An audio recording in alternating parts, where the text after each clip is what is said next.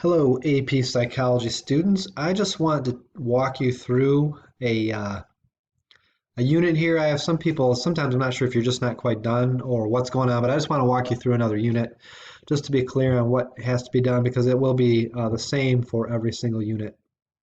So I'm going to go to, and I've been putting updates in here, but I'm going to go to the most recent unit, which was 420. So when you click on this, and I'll put a new one in sometime soon here. What you're going to see is this view. So this tells you again what we're going to review this week, and this was the biggest one. So don't freak out if there was a lot there. The roadmap just reiterates that. So that's the content. Explore is what you are going to look at. So again, that's the content. This one there was just way too much, so you're going to want to pace yourselves.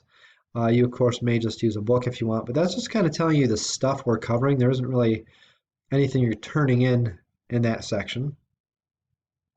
The create for you guys will always be an FRQ. So what I've tried to do, and I'll keep doing, is put that in the Google Classroom, but to do that, I had to create a separate post. So many of you anyway, found that FRQ there, and that way I can give you feedback as we go. And then the share, I'm going to use the comments section, at least I did this week. So make sure that after you've done all this, you comment.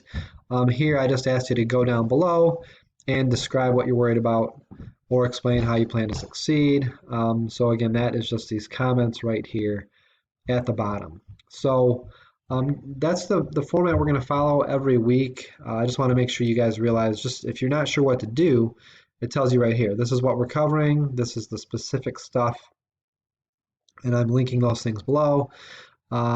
This is what you will do, like the work you will do, and so that is the FRQ. This is a little bit more, that's more thought and sharing.